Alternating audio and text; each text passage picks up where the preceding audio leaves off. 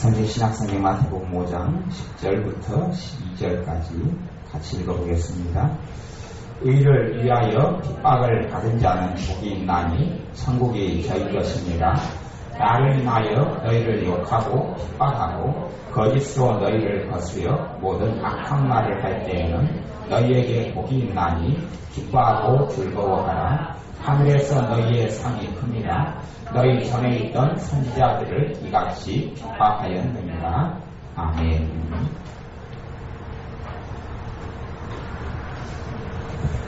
하나님의 자녀들이 크게 오해하고 독해하는 것들의 것 중에 하나가 고난이라는 것에 대한 생각입니다. 고난에는 이중성이 있습니다. 고난에는 두 가지 이중성이 있어요. 예수님을 잘 믿고 성령 충만한 삶을 살면 어떤 사람은 고난이 없을 줄로 압니다. 그것은 잘못된 생각입니다. 예수님을 잘 믿으면 기쁨이 있고 감사가 있고 평강이 있습니다. 예수님을 잘 믿으면 고난이 또 있습니다. 그것을 꼭 알아야 합니다. 믿는 사람들이 하나님의 자녀가 고난을 피하려고 한다거나 하나님의 자녀의 삶 속에 고난이 없기를 바라는 사람은 실제로 하나님의 자녀라고 일컬어지면서 그의 삶에 고난이 없는 사람은 그것 자체가 저주입니다. 그것 자체가 저주입니다. 그러니까 고난 자체가 복이 되는 겁니다. 고난 자체가 복이 되는 겁니다. 참 사람들은 항상 좋고 많은 것, 더 좋은 것들을 바라고 구하지만 더 좋은 것이 때론 우리에게 훨씬 좋게 되기도 합니다. 제가 지금 들고 있는 마이크가 여기에 한 3만원에서 5만원 정도 하는 마이크고요. 전에 썼던 마이크는 콘덴서 마이크라고 꼽아가지고 있던 건데 이거 수십만원짜리입니다. 근데 수십만원짜리가 뽑히고 3만원에서 5만원짜리가 여기 손에 잡힌 이유는 뭐냐 하면 수십만원짜리가 너무 이것이 콘덴서 마이크라는 것은 흡입력이 너무 좋아요. 흡입력이 너무 소리를 잘 빨아들이기 때문에 소리가 오히려 울리기도 하고 막 이렇게 좀 복잡한 소리가 나서 환경상에는 싼 것이 더 맞는 거예요. 그러니까 아예 비싼 것을 뽑아버리고 싼 것을 쓰는 거죠. 여러분의 삶 속에 하나님께서 너무나 좋은 것을 허락해 주신다면 여러분이 그것이 굉장히 좋을 것 같지만 아주 안 좋을 때도 너무나 많습니다. 실제로요. 이 땅에 살아가면서 큰 기쁨과 큰 만족과 큰 형통함과 큰 물질의 축복을 받는 사람들이 하나님의 나라에 가면 상급이 많을 것 같지만 하나님의 나라에 여러분들이 인생을 이제는 어떤 분들은 마무리 시점에 있는 분들도 많잖아요. 절반 이상의 중간 지점을 달리기 마라톤에서 지나오신 다음에 이제는 30년, 40년, 20년 그거밖에 안 남는 종착역에 있는 분들도 많아요. 그럼 어떤 사람들은 그렇게 생각할 거예요. 나는 주님을 믿는다고 믿었는데 하나님께 해로운 일이 없는 것 같다. 하나님 앞에서 칭찬받을 만한 일이 무엇이냐 라고 염려하고 생각할지도 모르겠어요. 아니면 내가 주님을 열심히 잘 믿어왔는데 내 삶의 형편이 이 정도가 무엇이냐 라고 생각할지도 몰라요. 그런데 사실은 그런 사람들 가운데서 하나님 나라에 섰을 때에 참 큰 이런 칭찬과 영광을 받는 사람들이 거기에서 나오게 됩니다. 이건 사람들이 생각하는 딜레마이고 아이러니고 파라독스인데요. 실제로 그러한 삶이 하나님의 나라에서 일어나게 됩니다. 왜 그런 줄 압니까? 여러분의 삶이 다 잘되고 기도하는 것마다 즉각 응답이 있고 여러분이 하나를 뿌리면 30개, 100개가 바로바로 열매가 맺히고 여러분이 예기치 않았던 돈들이 뭉텅이 돈들이 들어오고 자빠져도 돈더미 앞에서 자빠지고 그러한 좋은 일들이 일어나면 그러면 그 사람이 누가 어떤 사람이 하나님을 섬기는 사람이 감사드리지 않고 하나님께 찬양하지 않고 살겠습니까? 당연히 그런 삶에서는 다 감사드리고 그런 삶에서는 다 찬송합니다. 사람들의 삶이 형통케 되어지면 그 사람들 얼굴이 윤택이 날 수밖에 없고 기쁨이 있을 수밖에 없습니다. 열이면 아마 열은 다 안 그럴지라도 8, 9명 이상은 그러지 않을까 싶습니다.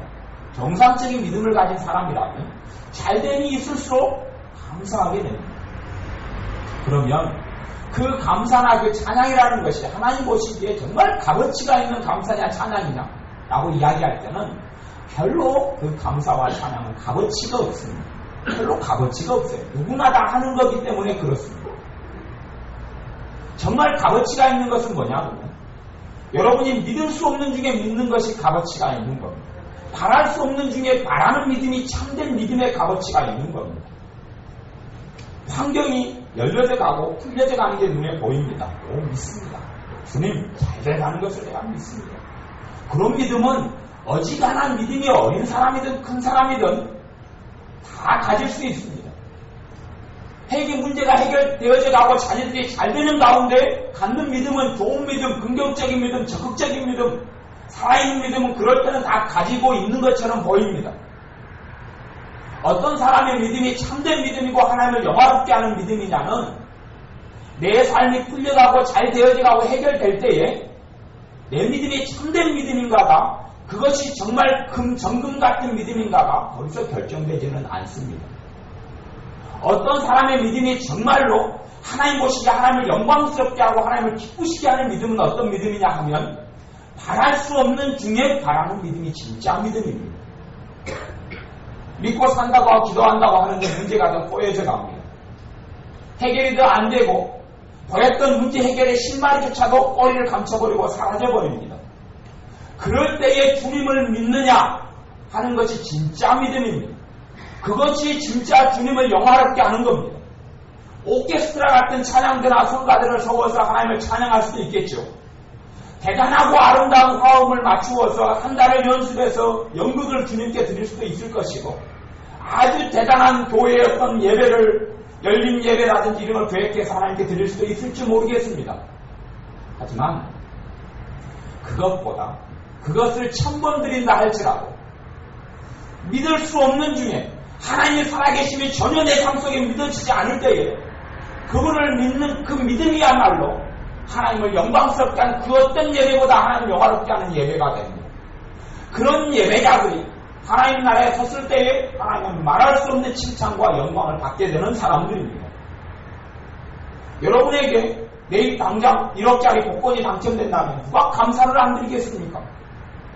다 어지간하면 1억짜리 복권이 당첨된 다음에 아마 감사헌금 드리는 사람은 다 대부분 감사헌금 드릴 겁니다. 뭐 10만원, 20만원 정도 못 쓰겠습니까? 100만원을 못 쓰겠습니까? 그런데 오늘 있던 돈이 남아있던 돈이 내일 더 사라져 버릴 때 그럴 때 정말 감사할 수 있는 사람이 하나님을 영화롭게 하는 사람입니다. 그것이 여러분에게 상급이 되는 겁니다. 하나님 앞에서 상급이 여러분이 생각하듯이 더 화려한 삶으로 하나님께 드려야 하고 더 축복받는 삶이 되어져야지 내게 큰 상급이 있겠다고 생각하지는 마십시오. 성경에 마태복음에는 산상수훈이 있는데 모든 대부분의 성경의 산상수훈 가운데 핵심은 팔복이라는 겁니다. 예수님께서 8가지 복을 이야기하셨는데 8가지 복을 이야기하셨는데 어떤 면에서는 그 8가지 복이 서로 구분되지 잘라지지는 않습니다. 다 연결이 되어 있습니다. 8가지 복. 그럼에도 불구하고 최고의 복은 마지막에 두었습니다. 최고의 복은 마지막에 둔 복이고 그 최고의 8가지 팔복이 3절에 심령이 가난한 자가 첫 번째고 애통하는 자가 두 번째고 애통하는 자는 2가지를 이야기합니다. 실제로 삶 가운데 인생의 슬픔과 고난을 당하여서 하나님을 찾게 되는 애통, 두 번째로 회개가 있는 애통, 그런 걸 이야기하고 세 번째 복은 온유한 자가 받는 것, 네 번째는 의에 지르고 목마른 자, 5번째 긍휼히 여기는 자, 6번째 마음이 청결한 자, 7번째 화평케 하는 자, 마지막에 8번째 복인데 8번째 복이 뭐냐고 10절부터 오늘 읽었던 말씀인데요. 의를 위하여 핍박을 받은 자는 복이 있나니 천국이 저희 것입니다. 천국이 저희 것입니다. 의를 위하여 핍박을 받는 자. 의가 여기서는 크게는 2가지 뜻이래요. 첫 번째 의는 주님을 이야기합니다. 예수 그리스도를 이야기해요. 왜냐하면 하나님께로서 난 의가 났으니 그 의는 예수 그리스도라고 성경이 밝히기 때문에 의는 예수 그리스도고, 두 번째 의는 뭐냐면 하나님을 기쁘게 하고 하나님 뜻을 행하는 것이 의라고 이야기하는 거예요. 그 주님의 뜻대로 살아가는 삶이 의, 주님께서 원하신 게 의라고 이야기해요. 이 2가지가 다 포함되는데 기본적으로는 주님을 이야기해요. 그래서 그 다음에 예수부터 주님에 대한 것을 다시금 반복하여 이야기합니다. 의를 위하여 핍박을 받는 자, 주님을 인하여 핍박을 받는 사람은 복이 있나니 천국이 저희 것입니다. 이렇게 말씀합니다. 천국을 소유하는 사람들, 실제로는 이 신앙에 있어서요, 믿음에 있어서 구원받는 사람은 어떤 사람이냐 하면 회심한 사람들이 구원받습니다. 회심한 사람들. 근데 신학적으로는 회심하는 두 가지가 있는데, 하나는 회개하고 믿음이 있습니다. 회개하고 믿음이 하나고, 그것이 회심, 하나님의 나라에 들어오는 문이 됩니다. 그러면 회개가 있는 믿음을 통하여 구원을 받습니다. 요즘에 교회 가운데 알려진 믿음은 회개가 없는 믿음만을 이야기합니다. 사실은 뚜껑을 열어봤을 때에 구원받지 못한 사람이, 나는 예수를 믿고 천국 간다고 생각하는 사람 가운데 구원받지 못한 사람이 꽤 있게 됩니다. 나는 구원받겠다, 나는 천국 가겠다는 사람 가운데 회개가 없는, 그래서 회개를 통하여 회개하고 주 예수를 믿으라 이야기하는데, 회개가 없는, 참된 회개가 없는 것입니다. 실상은요, 성령께서 놀랍게 어떤 사람의 삶 가운데 임하면 그 사람의 삶에 먼저 있는 게 회개가 터져나갑니다. 말로 닿을 수 없는 눈물과 회개와 애통이 일어납니다. 그건 성령께서 놀랍게 임한 사람에게 있습니다. 근데 그러면 대부분의 사람은 안 그런 사람이 대부분인데, 그런 사람은 회개의 과정을 걸어가야 합니다. 왜요? 동일한 것을 주님께서 요구하지 않겠습니까? 어떤 사람은 대단하게 죄가 많아서 회개가 터지고 3박 4일 때로 1년 동안 자기 죄를 끌어안고 울도록 성령님께서 이끌어가고, 어떤 사람은 죄가 없기 때문에 안 그러겠습니까? 아니요. 모든 사람이 주님 앞에서 다 고만고만한 죄인들입니다. 그러니 성령님께서는 사실은 모든 사람에게 임하여 그런 역사에 이르기를 원하시는데, 그 사람이 그러한 죄를 회개하기를 원치 않기 때문에, 원치 아니함이 있고 특별한 또 하나님의 다른 이유들 때문에 어떤 사람들은 회개의 과정을 주님을 믿으면서 함께 걸어가는 사람들이 무척이나 많게 되어집니다. 그래서 의를 위하여 핍박을 받는 자가 천국이 저희 것이다라고 하는 이유는, 거꾸로 어떤 사람이 천국을 소유한 사람이냐 하는 것을 이야기하기도 합니다. 천국을 소유한 사람, 내가 지금 천국을 소유한 사람의 증거가 무엇이냐라고 할 때에 예수님 때문에 핍박받는 사람은 천국을 소유한다라고 이야기합니다. 예수님 때문에 핍박받는 사람은 천국을 소유하고 있다. 거꾸로 이야기하는 겁니다. 왜냐하면 많은 사람들의 믿음이 귀신의 믿음과 비슷한 방불한 믿음들을 많이 가지고 있는 사람들이 있기 때문에 그렇습니다. 귀신은 하나님은 두려워해 떨지만 하나님 뜻대로 순종하는 삶은 없어요. 그렇기 때문에 그런 귀신의 믿음 같은 사람을 야고보서에서는 구원을 받지 못한다고 이야기합니다. 귀신도 하나님 무서운 줄은 안다. 하지만 하나님을 영화롭게 하지도 않고 하나님을 기쁘게 하지도 않는다라고 이야기합니다. 그러면 참된 믿음을 가진 사람은 하나님을 기쁘게 합니다. 거꾸로 어떤 사람이 구원받는 사람이야 천국을 소유한 사람이냐, 예수님 때문에 핍박을 받는 사람은 확증을 받는 겁니다. 당연히 여러분 안에 성령께서 임하여 계신 사람도 구원받는 사람이, 예수님 영접한 사람이 구원받는 사람입니다만, 그런 사람 가운데 착각하는 사람도 꽤 많다는 이야기입니다. 착각하는 사람도 굉장히 많습니다. 거꾸로 구원받는 사람을 천국이 저희 것이라고 선포가 어떤 사람들에게 의를 위하여 핍박을 받는 사람에 대하여 이야기합니다. 그 다음에 11절에는 나를 인하여 너희를 욕하고 핍박하고 거짓으로 너희를 거스려 모든 악한 말을 할 때는 너희에게 복이 있나니 기뻐하고 즐거워하라. 예수님 때문에 우리는 축복은 받으려고 하지만 예수님 때문에 핍박은 받지 않으려 합니다. 그건 정상적인 신앙이 아닙니다. 그건 바른 신앙이 아닙니다. 의롭게 살고자 하는 자는 고난이 따른다라고 말씀합니다. 주님 앞에서 뜻대로 살고자 하는 사람은 고난이 반드시 동반됩니다. 이 땅은 마귀에게 처해 있고 우리는 하나님의 나라를 확장시켜가야 될 주님의 군사이기 때문에 고난이 필연적으로 동반됩니다. 그런데 예수님을 믿는 것 때문에 고난을 피하려 하고, 예수님을 믿는다는 것은 만사 형통을 의미한다고 착각하는 사람들이 굉장히 많은데, 하나님의 말씀 성경은 그것을 이야기한 적이 한 번도 없습니다. 결코 한 번도 없습니다.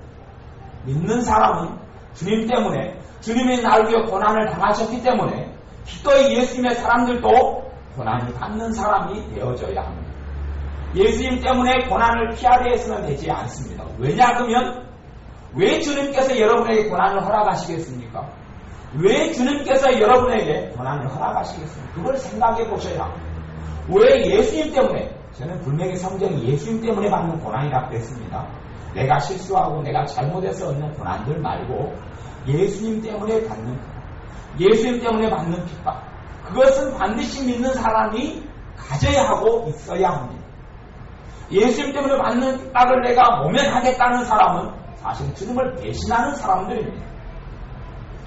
예수님 때문에 핍박을 날이 나여 너희를 욕하고 핍박하고 거짓으로 너희를 거스려 모든 악한 말을 할 때에는 거짓말로 내가 예수를 믿는 자이기 때문에 나를 대항하여서 다른 사람들에게 이간질하고 온갖 악한 말을 당하면 얼마나 여러분의 삶이 고통스럽고 힘들겠습니까? 사사건건 어떤 사람이 여러분에 대하여 거짓말하고 이간질하고 공격한다면 예수를 믿는다는 이유 때문에 얼마나 오라통이 치밀고 성질이 나겠습니까? 그런 사람들 가운데서 이 예수님이라는 고난이 축복이라는 걸 모르는 사람들은 뭘로 대항하고 대적하냐고요? 저주를 퍼붓는 믿는 사람들도 있습니다. 특별히 목회자들이나 주의 종이라고 일컫는 사람들 가운데 주님을 대적하고 자기를 대적한다고 생각하니까 저주를 퍼붓는 아주 어리석은 사람들이 있는데 이유가 뭐냐면 주님을 받는 고난이 축복이라는 사실을 전혀 이해하지 못했기 때문에 그렇습니다. 주님께서 여러분에게 주님을 인한 고난을 여러분의 인생과 삶에 허락하시는 이유는 여러분에게 상을 베풀어 주시려고 그럽니다. 그렇지 않으면 여러분이 하나님 나라에 섰을 때 받을 상이 어디에가 있겠습니까? 받을 상이 별로 없습니다. 뭐 어떤 사람들 같이 유명한 아니면 뭐 선교사님이 돼가지고 인생을 주님을 위하여 복음을 위하여 외국으로 나가서 피땀 흘리고 고통받으면서 주님의 복음을 위하여 보통 하나님의 자녀들이 그렇게 섬기고 살 수 있는 것도 아니고요. 아니면 정말 헌신적으로 특별한 믿는 사람들 같이 그렇게 밤낮 없이 교회와 복음을 위하여 섬기는 어떤 집사님들처럼 그렇게 모든 믿는 사람이 사라지는 게 아닙니다. 여러분의 인상사나 여러분의 자녀를 키우는 것이나 가정이라는 것이 그런 식으로 되지는 않잖아요. 그러면 그런 보통 믿는 사람이 어디에서 하나님의 상급을 받을 수 있단 말입니까? 그것 때문에 주님께서 여러분에게 하나님 나라에서 상급을 허락하시려고 여러분의 삶 속에 예수로 인한 핍박을 허락하신 겁니다. 12절에 기뻐하고 즐거워하라. 하늘에서 너희의 상이 어점이라 그럽니까? 큼이라. 하늘에서 너희의 상이 큼이라. 근데 믿는 사람이 예수님 때문에 받는 핍박에 대해서 오히려 더 고통스러워하고 예수님 때문에 핍박을 받으면 더 우라통이 치밀어가지고 기도할 때 하나님 원수를 갚아주십시오 기도하고 이런 사람들이 있어요. 이건 완전히 하나님의 축복을 그냥 반절은 하나님의 축복의 잔을 딱 줬더니 그 사람이 그렇게 기도하면서 하나님 내가 믿는다고 믿었는데 왜 이 사람이 나를 핍박합니까? 하나님 저 사람을 가만두지 마옵소서. 축복의 잔을 받아놓고 뒷버퍼버립니다. 다시 돌아와서 타고 끝나는 거예요. 하나님 감사합니다. 예수님 때문에 예수님이 나 위해 죽으셨는데 예수님 때문에 얘가 핍박을 받게 하시니 감사합니다.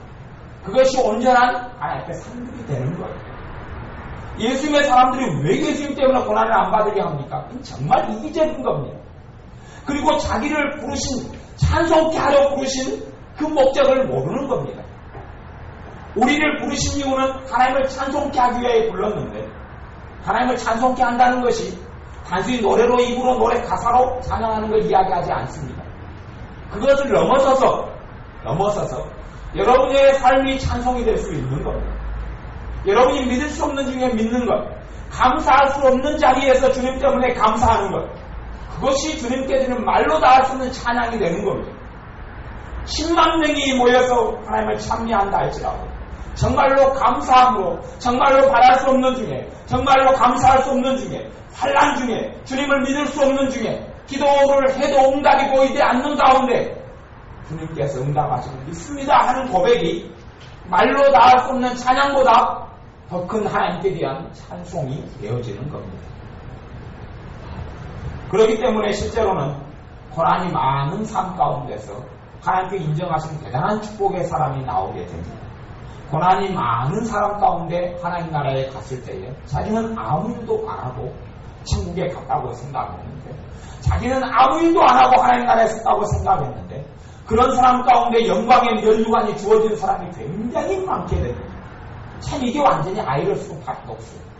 어떤 사람은 돈이 많은 장로님이어서 교회를 5개를 세웠어요. 주님, 교회를 5개 세웠습니다. 머릿돌에 지금 누구누구 장로, 그리고 교회를 5개를 세웠어요. 그리고 어떤 사람은 전도를 무수히 많이 했어요.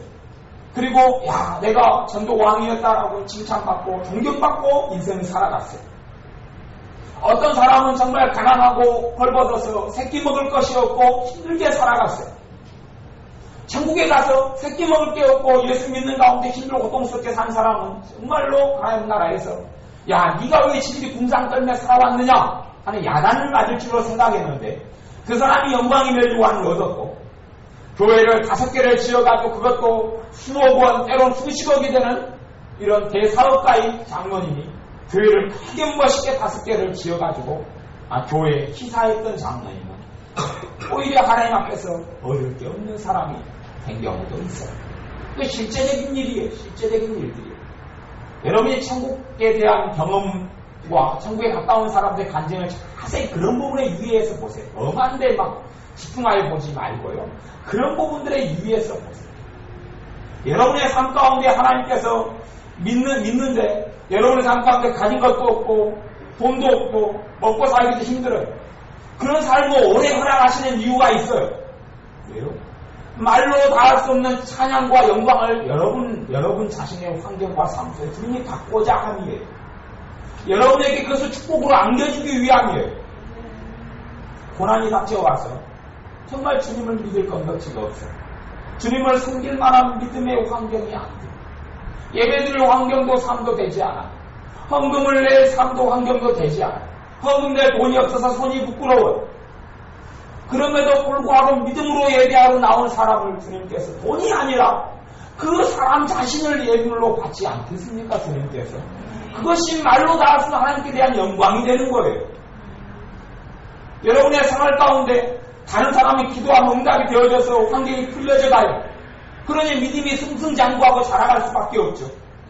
그런데 여러분의 삶 가운데서는 기도해도 문제가 더 꼬여가기만 해요. 이제 거기에서 하나님께 받을 말로 다 할 수 없는 영광과 축복과 상급이 거기에서 결정이 됩니다. 내게 주어지는 고난과 역경 속에서 과연 내가 주님을 믿을 수 있느냐? 내가 과연 주님을 여기서 신뢰할 수 있느냐? 믿음의 고백을 할 수 있느냐? 주님이 나를 도우실 줄 믿느냐? 하는 것하고 거기에서 원망이 나오느냐, 불평이 나오느냐. 사실은 고난을 준 사람들은, 고난 가운데 있는 사람들은 가장 큰 축복 가운데 있는 사람들입니다. 여러분이 고난 가운데 드리는 감사가 말로 다 할 수 없는 원망의 환경 가운데 드리는 감사 한마디하고, 여러분이 앞으로 잘 되셔서 돈을 100억을 버셔서 100억을 하나님께 헌금해서 드린다 할지라도 그 두 개는 비교 대상이 안 됩니다. 유감스럽게.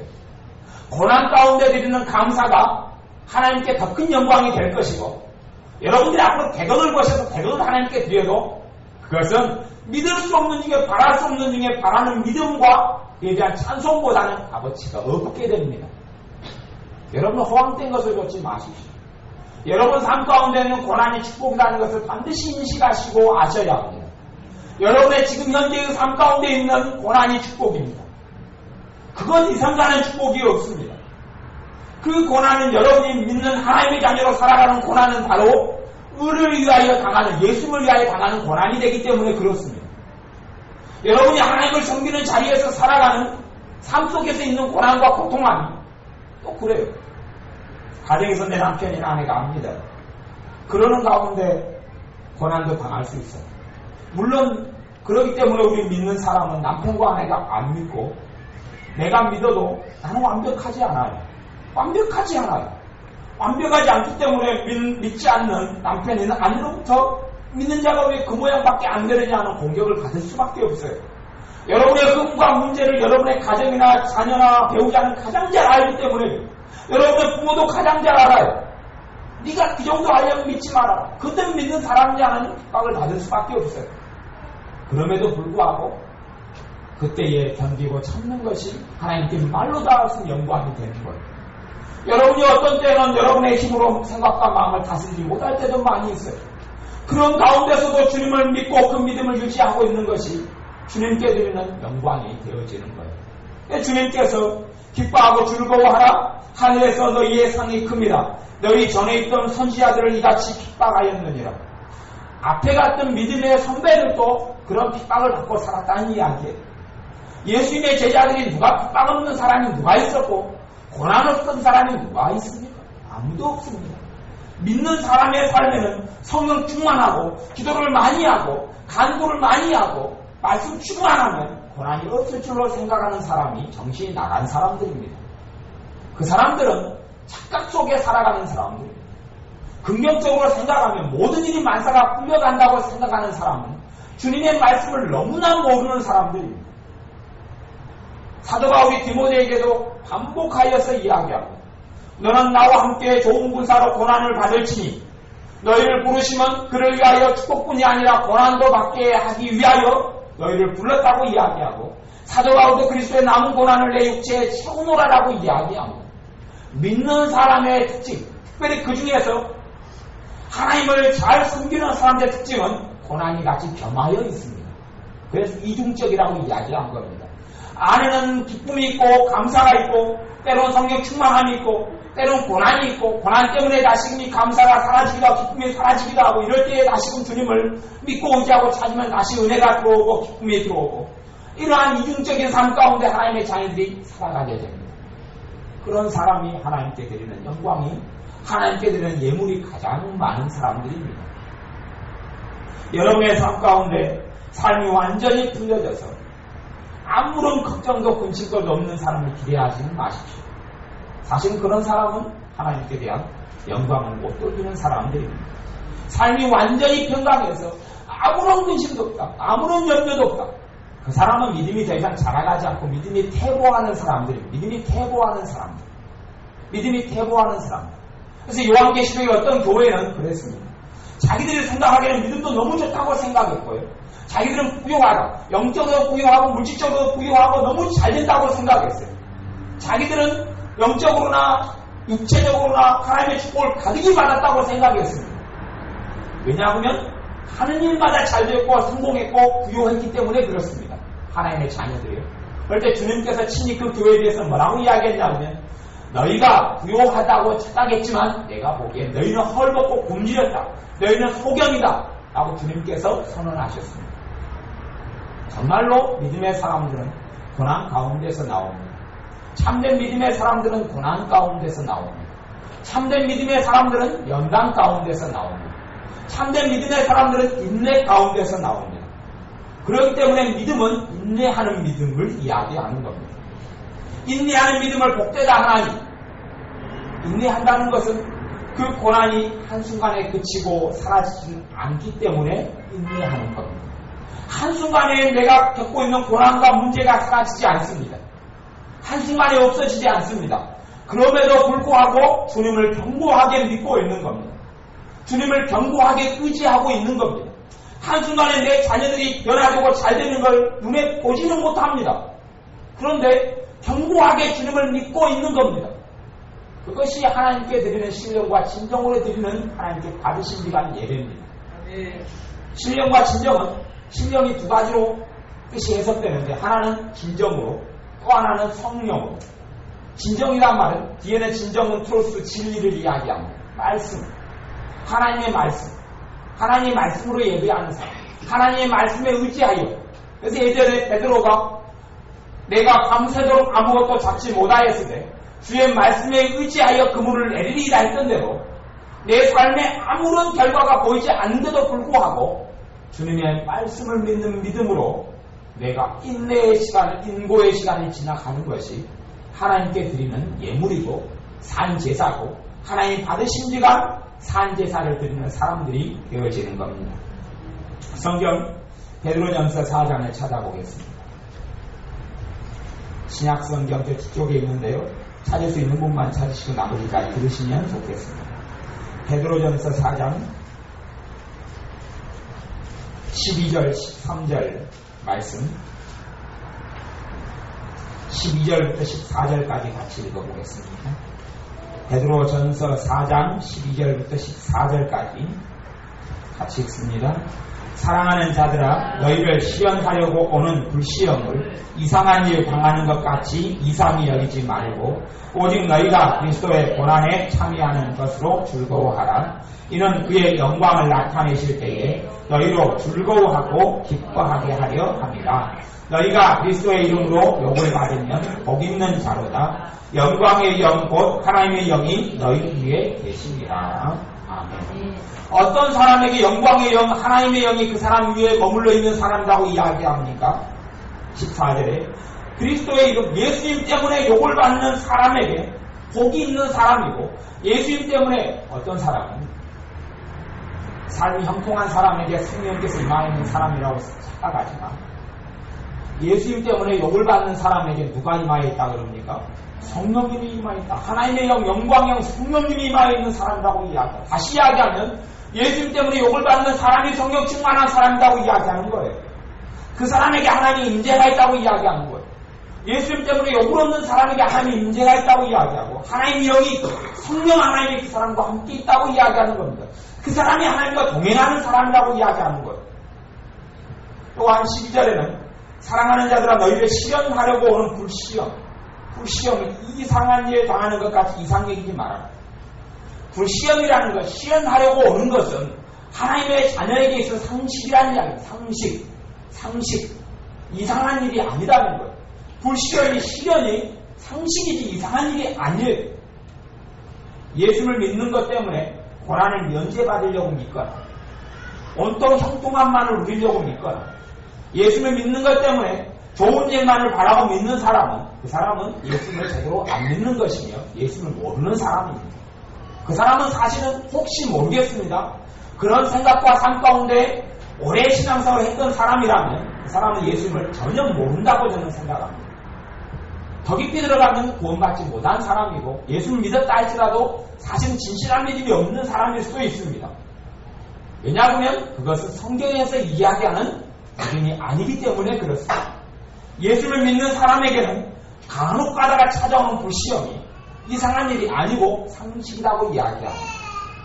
이상한 일로 여기지 말고 13절에 오직 너희가 그리스도의 고난에 참여하는 것으로 즐거워하라. 어디에 참여해야 된다고 이야기합니까? 여기서는 불시험이라는 것은 그리스도의 고난에 대한 불시험을 이야기하는 겁니다. 그리스도의 고난에 대한 불시험에 참여하는 것이 여러분에게 즐거움이 된다고 이야기합니다. 이런 그의 영광을 나타내실 때에, 그의 영광을 나타내실 때는 언제냐면 예수님께서 재림하실 때에, 예수님께서 심판주로 이 땅에 오실 때에, 그때에 너희로 즐거워하고 기뻐하게 하려 함이라. 예수님의 고난에 참여한 사람은 기뻐하고 즐거워할 수 있는 영광이 주어지기 때문에 그렇습니다. 너희가 그리스도의 이름으로 욕을 받으면 복 있는 자로다.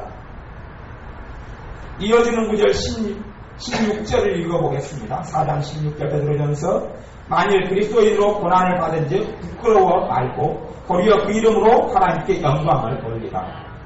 예수님 때문에 고난을 받는 건 부끄러운 일이 아닙니다. 오히려 즐거워하고 춤추어야 할 일입니다. 우리가 사람이기 때문에 기쁘고 춤추는 경지까지는 아마 보통하지 못할 수 있습니다. 많은 생각은 조금씩 바꿔 가셔야 합니다. 예수님을 믿는 것 때문에 고난을 받으면 생각을 바꿔 가셔야 합니다. 주님, 왜 내가 믿는다고 믿었는데 왜 이렇게 어려움을 당해야 돼요? 라고 말한다면 전혀 이상한 믿음을 소유한 사람이고요. 주님, 내가 바르게 믿었기 때문에 예수님 때문에 내가 욕을 받습니다. 사실은 잘못 믿는 사람은 예수님 때문에 욕을 안 얻어먹습니다. 세상과 타협하는 사람은 예수님 때문에 욕을 안 얻어먹습니다. 그 사람은 잘못 믿고 있는 사람입니다.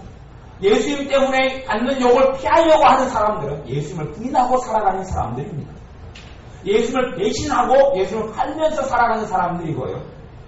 예수님 때문에 지혜롭게 행하여야 하지만 때때로 닥쳐오는 예수님을 믿는 것 때문에 받는 고난과 욕을 수치로 여기지 아니하고 감사로 기쁨으로 받을 수 있는 사람. 그렇기 때문에 예전에 베드로와 요한이라는 예수님의 두 제자가 예수님을 믿는다는 이유 때문에 잡혀갔습니다. 잡혀가서요, 그들을 사람들이 채찍질하고 때렸습니다. 채찍질하고 때리니까 그들이 다 두드러 맞고 나온 다음에 온몸에 피가 낭자돼서 피투성이가 되어져서 나온 다음에 그들이 뭐라고 이야기하냐고요.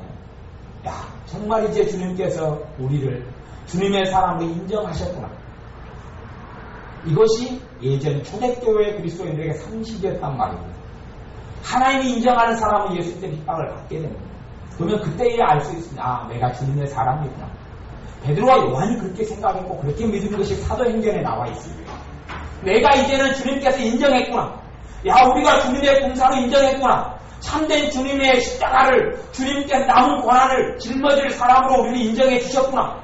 그렇기 때문에 우리를 사람들이 잡아다가 이렇게 피투성이가 되도록 때리고 핍박했구나. 주님 감사합니다. 그리고 즐거워했고 기뻐했다고 성경에 기록되어 있습니다. 이것이 하나님의 자녀의 정상적인 사고방식입니다. 여러분의 삶 속에 이러한 믿음이 있으셔야 합니다. 예수님을 아직 제대로 알지 못한 사람은 예수 때문에 핍박을 못 받아봤을 것이고 그 사람은 아직은 다른 참된 믿음과 신앙의 길에 없을 수도 있습니다. 예수님을 바르게 참되게 믿는 사람은 바르게 믿으려는 것 때문에 핍박을 받아보았을 것이고 그것이 하나님께서 내가 너를 인정한다는 표시이고 그것이 여러분에게 상급이 되는 겁니다. 앞으로도 여러분이 하나님을 섬기고 주님을 섬기고 살아가는 삶 가운데서 어려움과 핍박이 예수 때문에 올 수 있는데 그것이 많이 오면 많이 올수록 여러분이 하나님께서 여러분을 주님이 여러분을 인정하신다는 이유 여러분을 많이 인정하면 인정할수록 예수님 때문에 받는 핍박을 살아가실 것이고 여러분을 신뢰하지 못하겠다. 인정하지 못하겠다.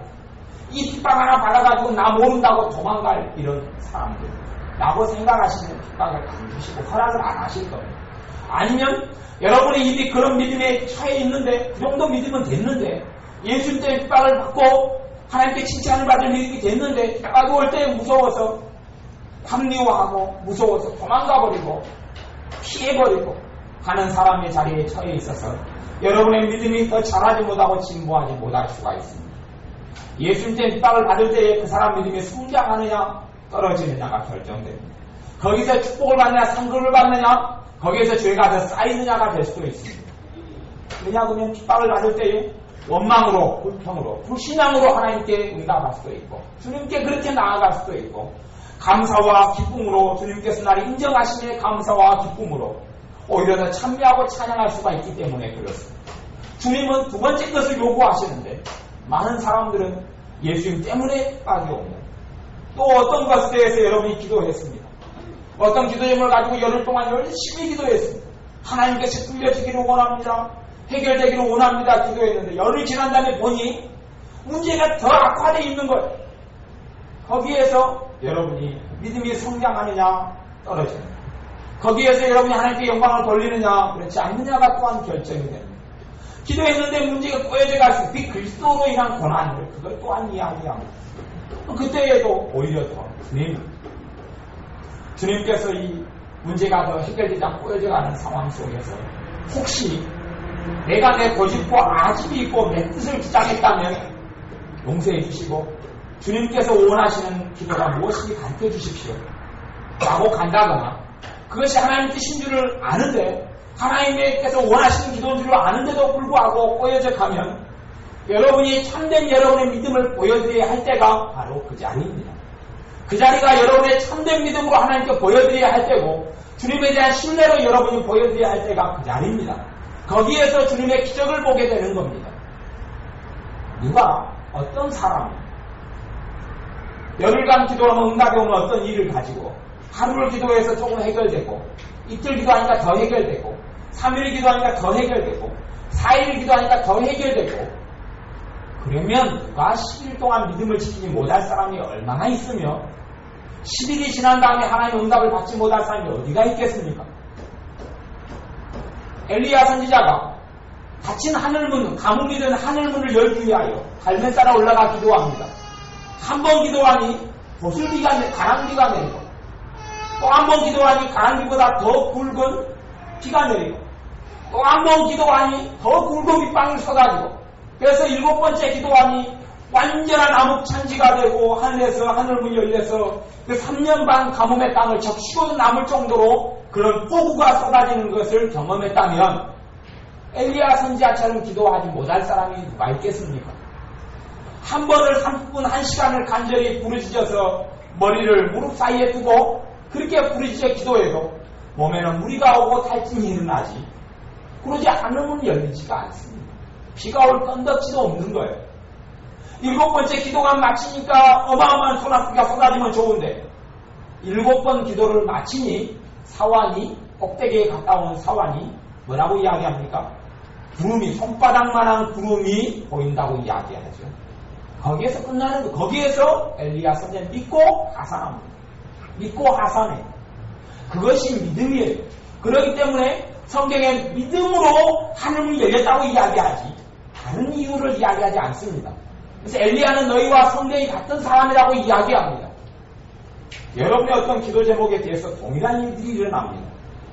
아마 7번 됐을 때 손바닥만한 구름이 왔을 때 엘리야의 반응이 7번 이렇게 죽어라고 1시간 가까이 7번을 부르짖었는데 거의 반나절을 부르짖었는데 겨우 손바닥만한 구름이면 하늘을 가득히 구름으로 채우고 먹구름으로 채우고 폭우로 채우려면 얼마나 이렇게 기도해야 되느냐. 기도 못하겠다. 거기에서 불신앙으로 나아갔다면 그러면 하늘문을 여는 하나님의 역사는 없었을 겁니다. 여러분의 삶 가운데 하나님은 반드시 응답하시며 여러분의 삶은 축복으로 하나님이 갚으십니다. 믿는 자의 삶 가운데 예수를 인한 고난은 여러분의 주신 상급 때문에 있는 것이고 여러분의 삶 가운데 또한 주님을 믿어갈수록 기쁨이 더하시고 평강이 더하고 감사가 넘치게 되어집니다. 어떤 시기는 왜 어떤 시기 동안 때로는 3년 때로는 5년 때로는 10년 동안 더 풀려가지 않고 더 기쁨을 충만치 않고 더 고난 속에 있는 줄은 잘 모르겠습니다. 그럼에도 불구하고 그 고난 중에 말로 닿을 수 없는 상급이 하나님께 쌓일 수 있는 가능성은 가장 큼을 저는 인정합니다. 한 3년, 5년, 10년의 기간이 여러분의 삶 속에 고난으로 주어졌으면 그때에 하나님께 말할 수 없는 상급을 쌓는 시간으로 보내십시오. 그런 불같은 시련이 있는 시간들이 있으시면 그런 것을 하나님께 드리는 말로 닿을 수 없는 영광과 찬양의 시간으로 보내십시오. 충분히 그런 여건이 되기 때문에 그렇습니다. 나중에는 여러분이 하나님의 축복을 받아서 승승장구하게 되는 일이 많고 자녀들이 잘 되는 일이 많고 더 건강해지고 더 부유하게 되는 일이 많을 때는 과거에 드렸던 영광만큼은 하나님께 영광을 돌려드리지 못하게 됩니다. 그렇게 되지는 못합니다. 과거에 하나님께 쌓았던 상금만큼 헌금은 더 많이 주님께 헌금을 내고 더 많이 희생하고 봉사한다 할지라도 주님께 드리는 더 가치 있는 영광은 드리지 못하게 됩니다. 그러니 여러분들께서 지금 현재 처해 있는 자리에서 주님께 영광 돌려드리는 것을 배우셔야 합니다. 10절 말씀 읽고 기도하겠습니다. 모든 은혜의 하나님 곧 5장 10절 곧 그리스도 안에서 너희를 부르사 자기의 영원한 영광에 들어가게 하신 이가 잠깐 고난을 받은 너희를 친히 온전케 하시며 굳게 하시며 강하게 하시며 털을 견고케 하시리라. 잠깐 고난을 받은 너희를 두 가지 의미죠. 하나는 이 땅 위에서 5년 10년도 하나님 눈에는 얼마예요? 잠깐이죠. 하루가 천년 같고 천년이 하루 같은데 하나님의 시간표는 측정할 수가 없습니다. 잠깐 고난받은 너희를 고난을 통하여 어떻게 됩니까? 온전케 되고 두 번째 굳게 되고 세 번째 강하게 되고 혀가 경복케 됩니다. 혀를 누가 경복케 해주십니까? 하나님께서 혀를 경복케 여러분의 인생과 삶과 가정의 혀를 경복케 해주십니다. 고난을 통한 축복들 여러분이 가장 많이 누리는 축복된 사람이 되시기를 바랍니다. 기도하겠습니다. 아버지 하나님, 주님께서 고난을 허락하신 이유는 고난을 통하여 우리에게 말로 닿을 수 있는 영광을 받으시고 우리의 믿음을 성장시키시며 우리에게 찬송을 받으려 하심인데 우리가 주님께 드리는 고난 중에 드리는 찬양으로 드리기는커녕 고난 가운데 원망하고 불평했던 것을 회개합니다. 용서하여 주옵소서. 주님께 고난 가운데 감사를 배우게 하시고 믿을 수 없고 바랄 수 없는 중에 믿는 믿음을 우리에게 주옵소서. 예수님의 이름으로 기도하옵나이다. 아멘.